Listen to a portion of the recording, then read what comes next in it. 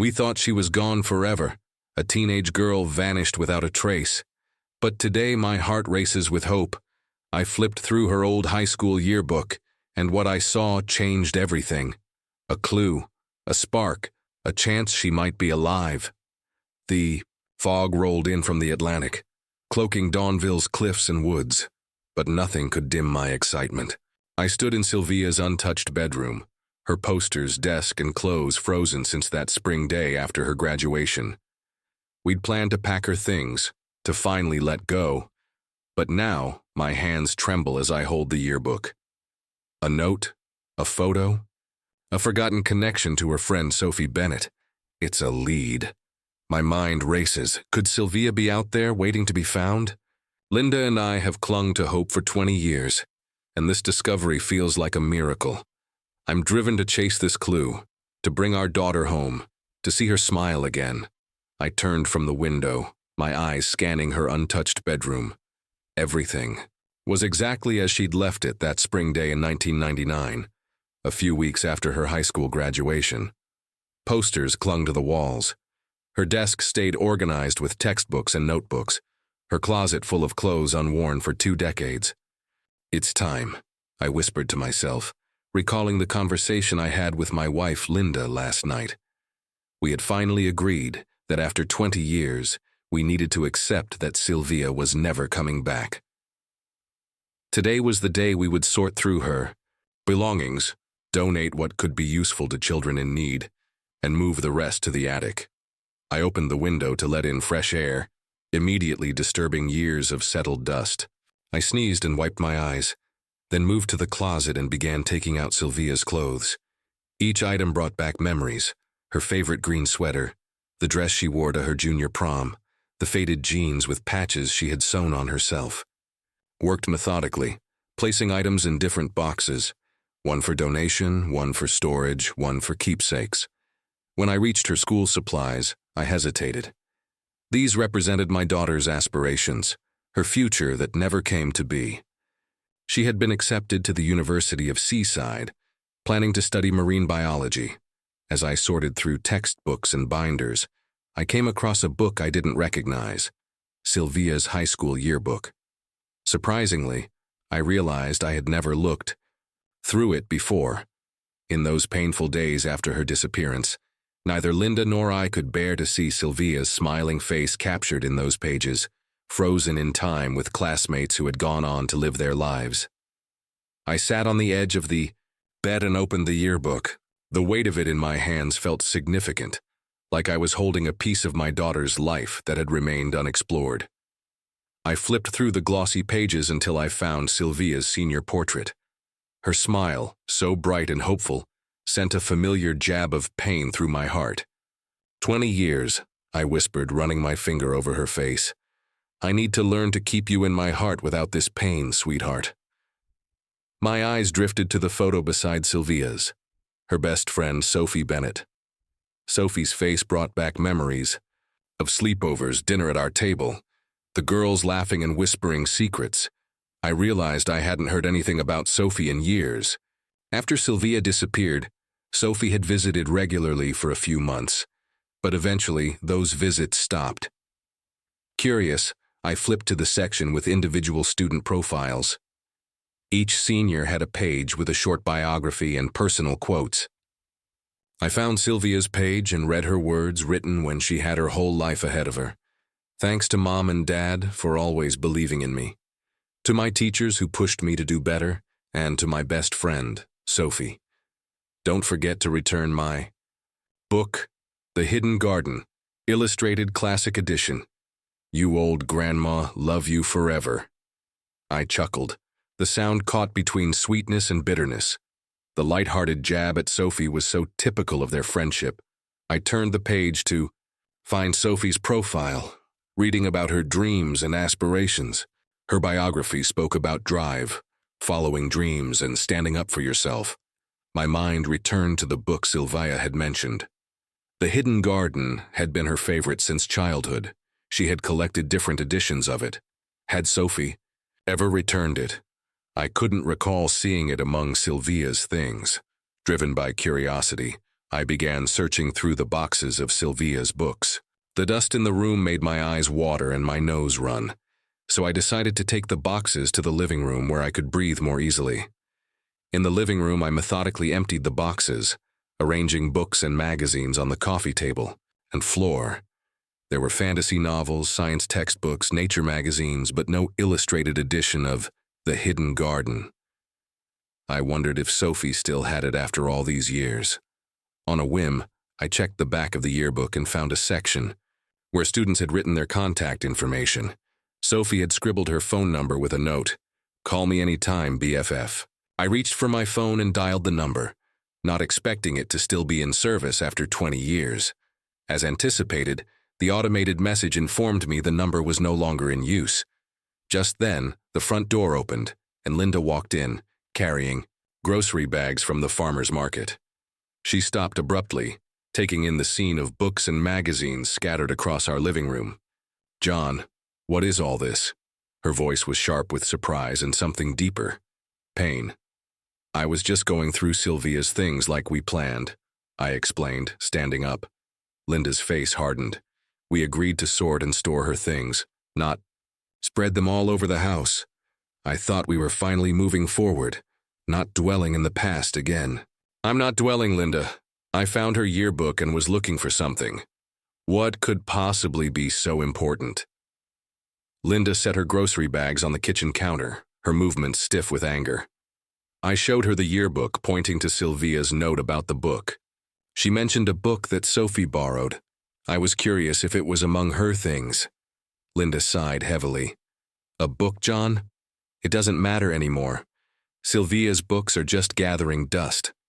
We shouldn't bother Sophie with this. She's probably forgotten all about it, too." "Do you know where Sophie is now?" I asked, changing the subject slightly. "Yes, I see her sometimes when I'm in town. She lives in a camper these days," Linda replied, beginning to unpack her groceries. "I thought maybe I'd visit her," I said tentatively. "Not just for the book, of course. It's been so long since we've seen her, and she was like family once." Linda stopped what she was doing and turned to face me directly. "John, I can't do that. Today, I don't have anything against Sophie, but I'm not prepared to see her right now. Last night we agreed to clean up and let go of hope. Going to see Sophie today feels like the opposite of that." She gestured to the mess in the living room. "I'll stay here and clean this up. Get things ready for the attic like we planned. If you want to go, that's your choice." I nodded, understanding her reluctance. "It was a spontaneous idea. I'll go alone." Linda gave me directions to where Sophie usually parked her camper, but warned, "Don't push her too hard, John. Silviya's disappearance must have hit her hard, too. They were like sisters." I gathered the yearbook, my phone, wallet, and car keys. As I headed for the door, I glanced back at Linda, who had already begun to neatly stack Silviya's books back into boxes. I felt a pang of guilt for leaving her with the cleanup. But something was pulling me toward Sophie, toward answers to questions I hadn't even formed yet. The door closed behind me as I stepped out into the misty Dawnville morning, the yearbook clutched tightly against my chest. I drove through the winding coastal roads of Dawnville, following Linda's directions to the camper park where Sophie Bennett now lived. The journey took about 15 minutes, leading me away from the town center to a modest area where several camper vans were parked along a strip overlooking a wooded area. I parked my car and looked around, trying to identify which might be Sophie's. There were about a dozen campers of various sizes and conditions. Some looked permanent, with small gardens planted beside them and outdoor furniture set up. I approached a man who was washing the windows of his RV. "Excuse me, I'm looking for Sophie Bennett. Do you know which camper is hers?" The man pointed toward a blue and white camper at the far end of the lot. "That's Sophie's place, nice lady. Keeps to herself mostly." I thanked him and walked over to the indicated camper. It was modest but well-maintained, with a small potted plant by the door. I took a deep breath and knocked. After a moment, the door opened. A woman in her early 40s stood there, her blonde hair now streaked with strands of gray, her face showing the subtle lines of middle age. She looked at me with polite confusion, no recognition in her eyes. "Can I help you?" she asked. I realized, with a start, that we wouldn't recognize each other. The last time we had seen each other, Sophie had been a teenager, and I had been 20 years younger. "Sophie, it's John Thompson, Silviya's father." Her eyes widened in surprise, then filled with a mixture of emotions. Recognition, sadness, warmth. "Mr. Thompson. Oh my goodness. Please come in." She stepped back, opening the door wider. I climbed. The 2 small steps into the compact but cozy living space. The camper was neat and decorated with personal touches. Photographs, small plants, colorful pillows. "Please sit down. Would you like some coffee?" Sophie gestured to a small dining area. "Coffee would be nice. Thank you," I said, settling onto the bench seat. As Sophie prepared the coffee, I noticed how her movements were deliberate, almost cautious, as if she was giving herself time to process this unexpected visit. "What brings you here after all these years?" she asked, placing a steaming mug in front of me before sitting down across the table. I pulled out the yearbook I had brought with me. "I found this today while cleaning out Silviya's room." I realized I had never actually looked through it before. Sophie's eyes fixed on the book. "I remember this," she said softly, reaching out to touch the cover. I opened it to Silviya's profile page and pointed to the note about returning the book. "I was curious about this book," she mentioned. "Did you ever return it to her?" Sophie's expression softened into a sad smile. "No, I didn't. I was such a forgetful girl back then, and Silviya knew it. She always teased me about it." She got up and moved to a cabinet beneath her bed. After rummaging for a moment, she pulled out a worn copy of The Hidden Garden, illustrated classic edition. I kept forgetting to return it, and then after she disappeared, I couldn't part with it. It's the last thing I have from her. Sophie held the book carefully, as if it were made of delicate glass. "Would you mind terribly if I kept it? It's become very precious to me over the years." I nodded, understanding completely. "Of course, you can keep it." I took the book when Sophie handed it to me, opening it gently. The pages were yellowed with age, but the illustrations were still vibrant. As I flipped through, I paused at a page that had been used as a bookmark. It looked like a torn page from a youth fashion magazine. I unfolded the page to reveal a photo shoot featuring teenage models.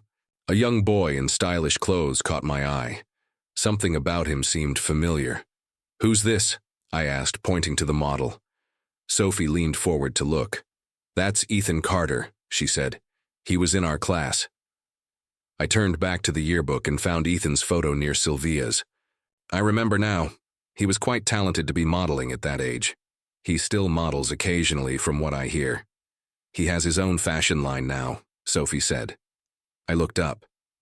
"You know, Linda once mentioned that you were dating Ethan back then." I didn't pay much attention at the time. Sophie's expression changed immediately. "That's not true at all. I never dated Ethan. In fact, I never even liked him. He was actually close with Silviya for a while. This caught me by surprise." "Silviya. She and Linda never mentioned anything about Ethan to me. It was during our junior year in grade 11, about a year before graduation," Sophie explained. "Ethan seemed to have a crush on Silviya for a few months, but it didn't last long. Once we realized what kind of person he really was, we both stayed away from him. Silviya never mentioned him again."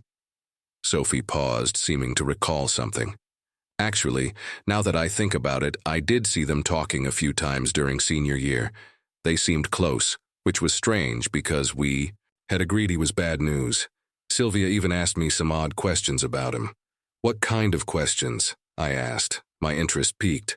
She asked if I thought someone like Ethan just needed help to change, if maybe he wasn't as bad as we thought. She even asked me to drive past his house once because she wanted to see where he lived. I thought it was weird at the time, but Silviya always had such a soft heart. She wanted to see the good in everyone. I asked, "Did the police know about this when they investigated her disappearance?" "Yes, I told them," Sophie confirmed. "They questioned everyone in our class, including Nathan, but by that time Silviya was dating Nathan Reed." He was their main suspect at first. I nodded. I remember Nathan. He used to come to the house to pick her up. We were suspicious of him too, but he had a solid alibi for when she disappeared.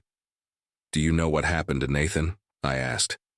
Last I heard, he left town not long after Silviya vanished. The scrutiny was too much for him, I think. My mind was racing. And Ethan? What about him? I'm not sure about any relationship between them, Sophie said. Silviya rarely showed any interest in him other than those few curious questions. I glanced once more at Ethan's photo in the magazine. Why would Silviya have used his page as a bookmark? And the fact that she had been close to him without either Linda or me knowing felt important. I brought it up to Sophie and she said, it was from Silviya's favorite magazine. I hated him so much that Silviya tore out the page with his face on it. She just folded it and said there was nothing better for it than to be used as a bookmark. I thought for a moment, then nodded. Do you know where Ethan is now? I asked. Sophie picked up her phone and scrolled through some messages. Actually, our high school alumni group just had a reunion last weekend at Ethan's house. I didn't go, but they shared his address in the group chat. She showed me the message. Would you mind sending me that address? I asked, pulling out my phone. We exchanged numbers and Sophie forwarded me the information. Do you think Ethan might be involved somehow? Sophie asked hesitantly. I don't know, I admitted. But I'd like the police to know about his relationship with Silviya, however brief it was. The fact that neither Linda nor I knew about it makes me curious. When Silviya started dating Nathan, it was completely open and transparent. I stood up, thanking Sophie for her time and the information. As I prepared to leave, Sophie touched my arm. Please tell Linda I said hello, she said. And thank you for letting me keep the book. It means more to me than you know. I nodded, the yearbook tucked under my arm as I stepped back out into the afternoon light, my mind filled with new questions about my daughter's life and her disappearance. Sat in my car, the yearbook resting on the passenger seat beside me. My mind was racing with the new information Sophie had shared. The revelation that Silviya had been close to Ethan Carter, however briefly, was unsettling, not because of Ethan himself, but because Linda and I had never known about it. I took out my phone and dialed Detective Tom Harris, the officer who had been assigned to Silviya's case all those years ago. I knew the detective had retired now, but still lived in town. The call went to voicemail, not surprising for a Sunday afternoon. I stared at my phone, then at the address Sophie had sent me. I should go home to Linda. I knew that I had promised her we would close this chapter of our lives today. But something about what Sophie had said and the bookmark kept gnawing at me. Silviya's curiosity about Ethan's home, her questions about whether he could change. Just a quick drive by, I muttered to myself, starting the car, just to see where it is.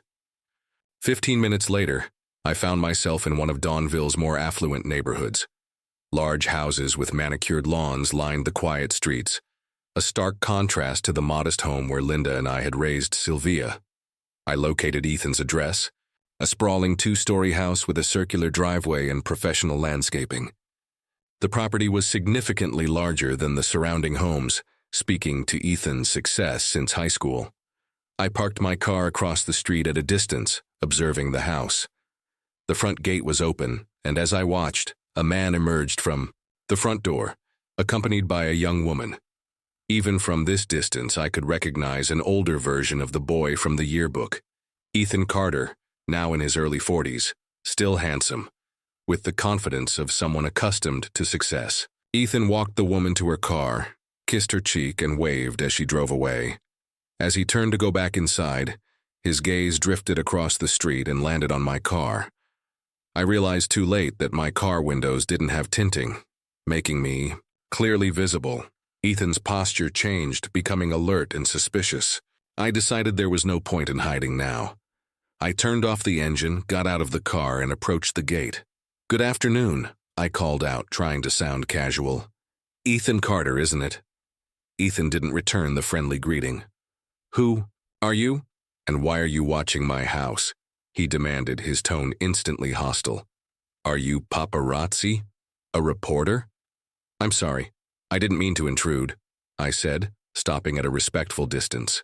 My name is John Thompson. I'm Silviya Thompson's father. She was in your graduating class and went missing 20 years ago. Ethan's expression changed instantly, his eyes narrowing.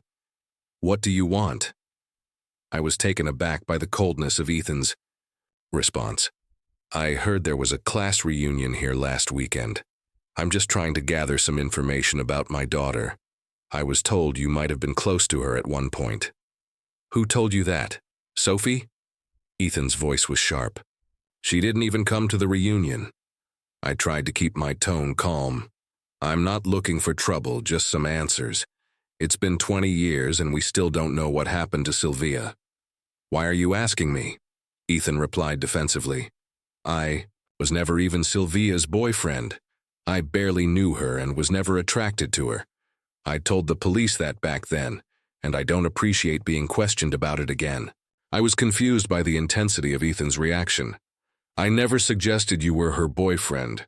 I just heard you were close at one point. If we ever talked at school, it was probably because I borrowed money or needed help with homework, Ethan said dismissively. I always returned what I borrowed. There was never a problem between us. Despite his casual words, I noticed how Ethan's body language had become increasingly tense. He was shifting his weight from foot to foot, his eyes darting around as if checking whether anyone else was watching. I don't understand why you're suddenly showing up at my house asking these questions, Ethan continued. I have a reputation to maintain now. I don't want any reporter or the public seeing us together and spreading rumors. Before I could respond, Ethan turned and strode back toward his house. You should leave, he called over his shoulder. I have nothing else to say about Silviya Thompson. I stood there, stunned by the encounter. Ethan's reaction seemed disproportionate to my simple questions. Why would a successful businessman be so defensive about a brief high school friendship from over 2 decades ago? As Ethan disappeared inside his house, I slowly walked back to my car. My hands were shaking slightly as I gripped the steering wheel. I felt foolish and ashamed for coming here, for pushing when Linda had asked me to let go. What was I thinking? I muttered to myself. I promised Linda we'd close this chapter today, not reopen old wounds. I started the car, casting one last glance at Ethan's house before driving away. If Linda knew I had come here instead of helping with the cleanup at home, she would be hurt and angry. I had allowed myself to be pulled back into the vortex of questions and possibilities that had consumed the first years after Silviya's disappearance. As I drove back toward town, I tried to convince myself to let it go. Ethan's hostile reaction was probably nothing more than annoyance at having his Sunday afternoon interrupted by a reminder of a tragic event from his youth. Anyone would be uncomfortable being spontaneously questioned about a missing person case after so many years. Yet, something about Ethan's defensiveness nagged at me. It seemed excessive, almost panicked. Was it just the surprise of being confronted unexpectedly, or was there something more? I shook my head, forcing myself to focus on the road. I had promised Linda we would move forward today. I needed to honor that promise and stop chasing ghosts from the past. As I drove back into town, my mind kept replaying the strange encounter with Ethan Carter. The man's hostility had been unexpected and unsettling. I knew I should go home to Linda, but I couldn't shake the feeling that I had stumbled onto something important. Almost without conscious decision, I found myself turning toward Dawnville Memorial Funeral Home. If Linda and I were truly going to close this chapter of our lives, perhaps it was time to consider a formal memorial service for Silviya, even without a body to bury. The funeral home was quiet when I entered. A gentle-faced receptionist greeted me, and after hearing my purpose, provided me with brochures detailing services and prices. I thanked her and, brochures in hand, walked back to my car. As I opened my car door, a flicker of movement across the street caught my eye. Ethan Carter was heading into a hardware store. Then, just moments later, he reappeared at the cashier holding a shovel and a small wooden box. I froze, my gaze locked on Ethan as he loaded the items into his car. I ducked into my own car, not wanting to be seen. Through my rearview mirror, I watched as Ethan walked to the floral shop next door to the hardware store. A few minutes later, Ethan emerged carrying a bouquet of white lilies, Silviya's favorite flowers. A chill ran down my spine. It could be a coincidence, of course. Plenty of people liked white lilies, but combined with Ethan's earlier behavior and the shovel, my heart pounded as Ethan placed the flowers in his car and drove away. Without allowing myself to think about the consequences, I started my car and followed at a safe distance. Ethan drove through town and then took the coastal road leading toward Crestview Cliff, an area known for its dramatic ocean views and the few vacation properties scattered along its wooded slopes. I maintained a careful distance, not wanting to be spotted. Eventually, Ethan turned onto a private drive leading to a small cottage perched near the edge of the cliff. I drove past, then parked my car further up the road where the trees provided cover. I watched as Ethan unlocked the cottage door and went inside. A few minutes later, Ethan emerged carrying a gallon container of water. He placed it in a small garden trolley along with the shovel, the wooden box, and the bouquet of white lilies. Ethan began walking away from the cottage, following a narrow path that led toward the cliff's edge. I got out of my car and moved through the brush down the slope toward the cottage, staying hidden among the trees. A growing sense of urgency propelled me forward. I waited until Ethan was a good distance ahead before carefully following him again. The path wound through scrubby pines and flowering shrubs, eventually opening to a secluded overlook with a breathtaking view of the Atlantic Ocean. The afternoon sun hung low in the sky, casting long shadows across the rugged landscape. From behind a large rock formation, I observed as Ethan selected a spot near the cliff's edge. He looked around cautiously, as if making sure he was alone, then began digging. With the shovel, the rocky soil resisted his efforts, indicating it had been a long time since the ground had last been disturbed. After digging a hole about 3 feet deep, Ethan set aside the shovel and knelt beside the hole.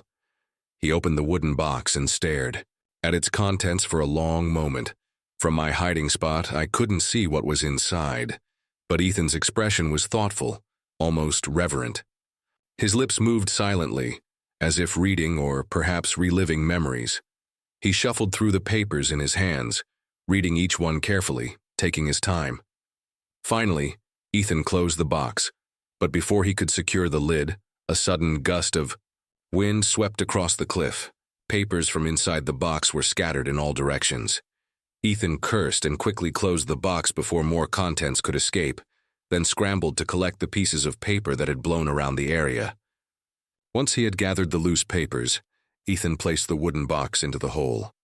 He laid the bouquet of white lilies on top, then began filling the hole with soil. He worked methodically, patting down the earth and pouring water over the mound to compact it. When he had finished, Ethan stood over the unmarked grave for a long moment. Then, in a voice just loud enough for me to hear over the sound of the ocean waves, he spoke. "I think you can hold these memories now, Silviya." Her name hit me like a physical blow. I jerked backward in shock, my foot slipping on loose pebbles. I caught myself against a tree trunk, freezing in place and clamping my mouth shut to prevent any sound from escaping. My heart hammered so loudly in my chest that I was certain Ethan would hear it. Ethan's head snapped up, scanning the surrounding brush. "Hello?" he called out, his voice sharp with suspicion. "Is someone there?" I remained perfectly still, barely daring to breathe. Ethan picked up the shovel and walked a few steps toward the brush where I was hiding. He paused, listening intently, then took another step forward. I pressed myself against the trunk of the tree, praying that the shadows would conceal me. After what seemed like an eternity, Ethan stepped back. "Just the wind," he muttered, though. He didn't sound entirely convinced. He cast one more suspicious glance around the area before gathering his supplies. Instead of returning the way he had come, Ethan walked the perimeter of the clearing as if making sure no one was watching him. Finally satisfied, he headed back toward the cottage, the empty water container and trolley in hand. He leaned the shovel against the side of the cottage before he got into his car and left. I waited, counting slowly to 100 to make sure Ethan wasn't coming back. When the area remained quiet, I cautiously emerged from my hiding place. My legs felt weak, but determination drove me forward toward the freshly disturbed earth. I needed to know what was in that box. I needed to know why Ethan had spoken my daughter's name over what looked disturbingly like a grave. I retrieved the shovel from where Ethan had left it by the cottage and returned to the burial site. I began to dig, my movements frantic yet cautious. The soil was still damp and easy to move. Within minutes, I had uncovered the bouquet of white lilies, their perfume filling the air as I set them carefully aside. Just as my shovel struck the wooden box, a voice behind me made my blood run cold. I knew someone was out there. I was right. I spun around to find Ethan standing a few yards away, his expression a mixture of rage and triumph. "You shouldn't have come back," Ethan said, advancing slowly. "I saw your car parked up the hill, so I circled back through the woods. What do you think you're doing?" I gripped the shovel tightly, both as a tool to continue my work and as a potential weapon if needed. "I heard you say my daughter's name," I said, my voice stronger than I felt. "What have you buried here, Ethan? What does Silviya have to do with this?" Ethan's face contorted. "You don't know what you're talking about. You shouldn't be here." I turned back to the partially excavated hole, determined to uncover the box. "I'm going to find out what's in there." "Stop!" Ethan shouted, pulling out a gun. "Drop the shovel." I immediately raised my hands in the air and Ethan lunged forward, reaching for the shovel from my hand. I swiftly pulled my phone from my pocket with my free hand. "I'm calling the police. They need to see this. Go ahead, shoot me if you want. I'll be with my daughter again, but I'm one button away from alerting them." With unexpected speed, Ethan knocked the phone from my hand, sending it sliding dangerously close to the cliff's edge. "No!" I shouted. I lunged forward, kicking the gun from Ethan's hand and sending it tumbling over the cliff. Then I dove for the phone, my fingers closing around it just in time before it slipped over the edge. Without hesitation, I pressed the SOS button, knowing it would alert emergency services and transmit my location.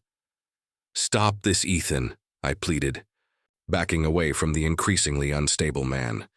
"The police are coming. Just tell me the truth." Silviya issue system is dead. Nothing can be reversed now. Hiding the truth won't do anyone any good. "You don't understand," Ethan shouted, his face flushed with emotion. "I still have my whole life ahead of me, my business, my reputation. I can't let this ruin everything."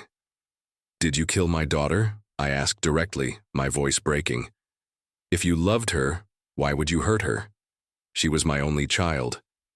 Ethan's expression contorted. "I never knew what I felt for her," he admitted, his voice strained. "She should have taken care of herself better, stayed away from me. And if you had loved your daughter, you would have protected her better." "What are you saying?" I asked, horrified. "You don't understand. You never knew her like I did." Ethan said, his words tumbling out faster now. He gripped the shovel tightly, knuckles white. "You didn't see the way she looked at me. She kept coming back over and over."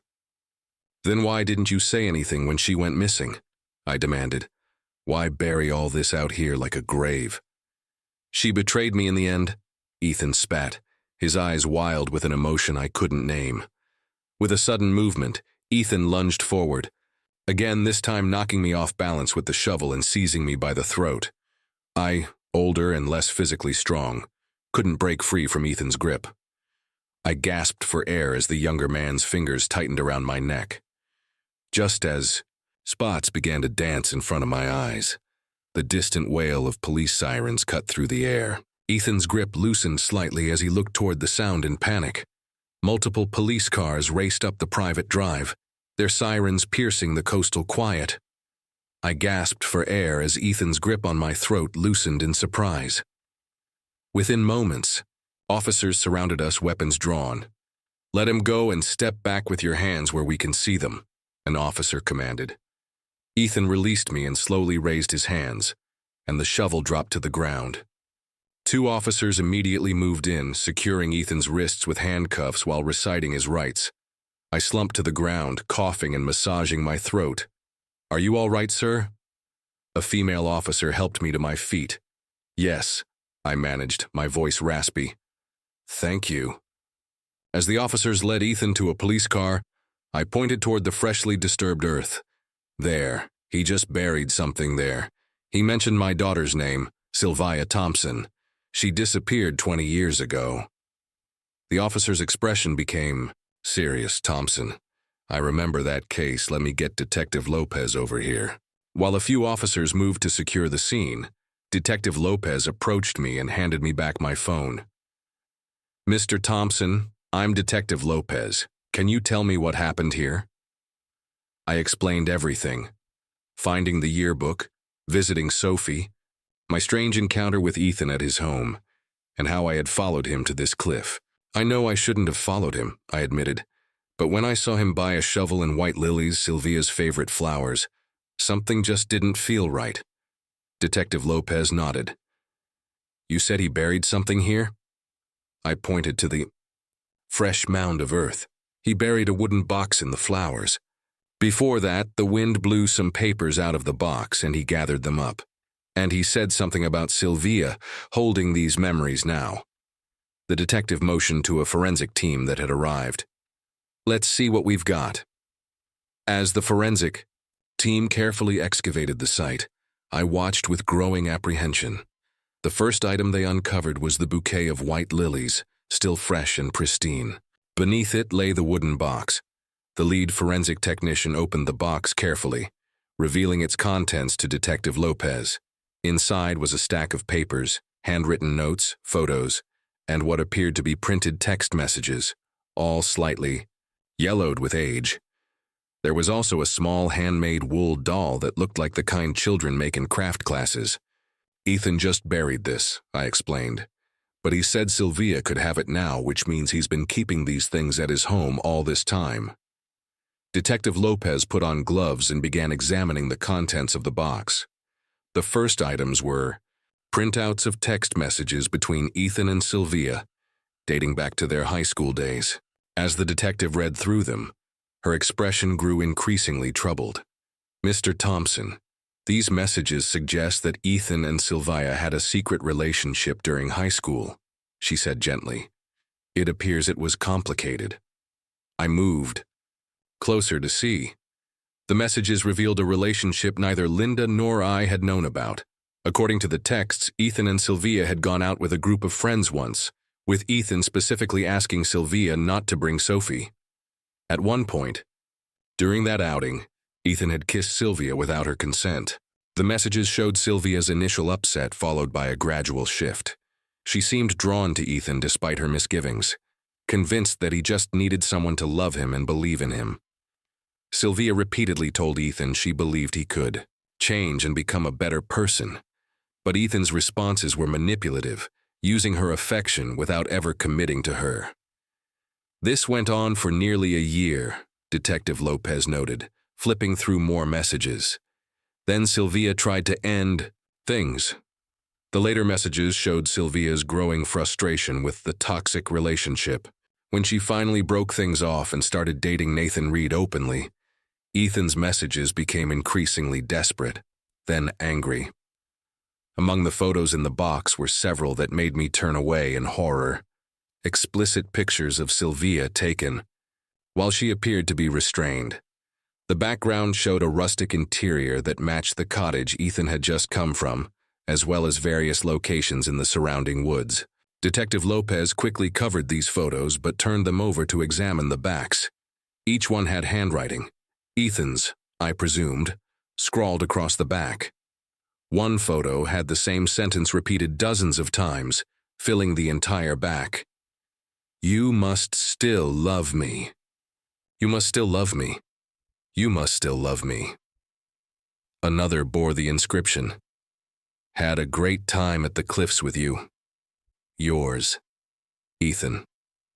The most disturbing was on the back of a photo where Silviya's face showed clear fear. Here, Ethan had written a rambling note about how he couldn't keep it together anymore, that people were searching for Silviya, and that she, referred to with a profanity, refused to talk things out with him. The note ended with an apology that he had to kill her because otherwise they would find her and capture him, adding that she would always be in his heart, even without anyone knowing about their relationship. "We'll need to question Ethan about the details of how he killed Silviya," Detective Lopez said quietly to another officer. "He doesn't explicitly say in these notes." As they continued to examine the evidence, another team of officers who had been searching the surrounding area approached urgently. "Detective, we found something," one of them said, her voice grim. "About 10 feet from here, there's an area where the soil composition is different. We did a preliminary excavation and we found bone fragments." My legs gave way beneath me, and I sank to the ground. After 20 years of uncertainty and false hope, the awful truth was finally emerging. The forensic team expanded their search, carefully digging in the indicated area. As the afternoon wore on, they uncovered more and more of Silviya's remains. Detective Lopez approached me, who had been sitting silently watching the excavation. "Mr. Thompson, would you like us to call your wife? She should know about this." I nodded numbly. "Yes, and please contact Sophie Bennett too. She was Silviya's best friend. She deserves to know." As we waited for Linda and Sophie to arrive, the detective suggested I might want to wait at the station, but I refused. "No, I need to stay here," I said firmly. "They should see this, all of it, before anything is moved. We've waited 20 years for answers. I need to see this through to the end." When Linda arrived an hour later, her face was pale with shock. She ran to me, and we clung to each other as Detective Lopez gently explained what they had found. Sophie arrived shortly after, her eyes red from crying during the drive over. The three of us stood together at the edge of the crime scene, united in grief as the full extent of what had happened to Silviya was revealed. Linda turned to the detective, her voice shaking but determined. "We want to move her remains from here. She deserves a proper burial somewhere peaceful, not this terrible place where he left her. We'll arrange for that as soon as the forensic team completes their work," Detective Lopez assured her. "It shouldn't be more than a day or two." Sophie stepped closer to the bone evidence, tears streaming down her cheeks. Her voice broke as she whispered, "Why didn't you tell me, Silviya? We were best friends. I could have helped you. We used to talk about girls who fell for guys like Ethan and laughed together. I don't understand." As the sun began to set over the Atlantic, casting long shadows across the cliff, Linda, Sophie, and I stood vigil over Silviya's remains, finally found after 20 years of searching, waiting, and wondering. "She's coming home," I whispered, holding Linda's hand tightly. "She's finally coming home." A week later, a small flotilla of boats gathered off the coast of Dawnville, just below Crestview Cliff. The day was unusually clear for the seaside coast, with sunshine streaming down on the gentle waves of the Atlantic Ocean. In the lead boat were Linda, Sophie, Detective Ron Davis, who had come out of retirement to offer his support, Detective Lopez, who had overseen the final resolution of Silviya's case, and me. In the boats that followed were Silviya's former classmates, teachers, and the principal from Dawnville High School. The news of Ethan Carter's arrest and the discovery of Silviya's remains had spread quickly through the small coastal town, shaking a community that had never fully recovered from her disappearance 20 years earlier. I stood at the bow of the boat, a small urn in my hands. After careful consideration, Linda and I had decided against a traditional cemetery burial. Instead, we chose to release Silviya's ashes into the ocean, freeing her spirit from the place where she had been confined for so long. Today, we gather to finally say goodbye to Silviya Thompson, the minister began. For 20 years, her family and friends have carried the weight of her absence, the pain of not knowing. Today, we lay that burden down and commit Silviya's remains to the sea, where she will never again be bound or restrained. Linda stepped forward to stand beside me, her hand on my arm. "Silviya loved the ocean," she said, her voice carrying across the water to the other boats. "She was studying to become a marine biologist. She would have loved knowing that she'll become part of the sea she so adored." I opened the urn, and together with Linda, we scattered Silviya's ashes into the water. White lilies followed, tossed from every boat, creating a floating garden on the surface of the ocean. Sophie came forward, tears streaming down her face, and placed the worn copy of The Hidden Garden on the waves. "Goodbye, my friend," she whispered. "I'm sorry I never returned your book." After the ceremony, as the boats made their way back to shore, Detective Lopez approached us with an update on the case. "Ethan has confessed," she told us quietly. "He's given us the full story of what happened." And according to Ethan's confession, he had kept Silviya captive in the vacation cottage for several days after abducting her. He had been obsessed with her since their brief relationship and couldn't accept that she had moved on with Nathan Reed. He said he promised to make their relationship official if she would just break up with Nathan and tell everyone she had gone on a solo trip to celebrate graduation, Detective Lopez explained. But Silviya refused. She told him that after years of trying to love him and believing he could change, she had finally realized he was broken beyond repair. The detective continued, her voice gentle but factual. Ethan said her words hurt him deeply, and they got into a physical altercation when Silviya tried to escape. They struggled at the cliff's edge, and according to Ethan, Silviya nearly managed to push him off. In his rage, he overpowered her and struck her multiple times with rocks. When he realized she was dead, he panicked and buried her body instead of calling for help. Sophie wiped away fresh tears. "I remember when Silviya started asking me about Ethan, wondering if he could change. I never understood why she was so interested in him when I knew how much she disliked him. I had no idea they were secretly involved." She turned to Linda and me. "I'm so sorry. If I had known, maybe I could have warned her, protected her somehow." "None of this is your fault, Sophie," Linda said firmly. "Ethan was manipulative and dangerous. Silviya believed she could help him, and he took advantage of her compassion." Ron Davis, the retired detective who had spent years searching for Silviya, shook his head sadly. "Since Silviya never publicly dated him, and Ethan had no prior record, we focused our investigation elsewhere. Nathan Reed was our main suspect at first, given that he was her known boyfriend at the time. Ethan must have just continued with his life, and no one ever looked his way again." As the boats docked, I gazed back toward the ocean, where the white lilies were still visible, bobbing on the waves. 20 years of uncertainty had finally ended. The pain wasn't gone. It would never truly be gone. But there was a sense of completion, of closure. That evening, Linda and I sat on our back porch watching the sunset. Linda had placed a framed photo of Silviya on the small table between us. Not the formal senior portrait from the yearbook, but a candid shot of her laughing on the beach, hair wild in the wind, face alive with joy. "I think we can finally move forward now," Linda said softly, reaching for my hand. "Not by forgetting her, but by remembering her as she truly was. Vibrant, loving, full of compassion." I squeezed her hand. "She was so much like you, you know. That desire to see the good in people, to help them be better. And she had your stubbornness," Linda replied with a sad smile. "Once she decided someone was worth saving, nothing could change her mind." We sat in companionable silence for a while, our shared grief no longer a wall between us, but a bond that had weathered the worst life could throw at us.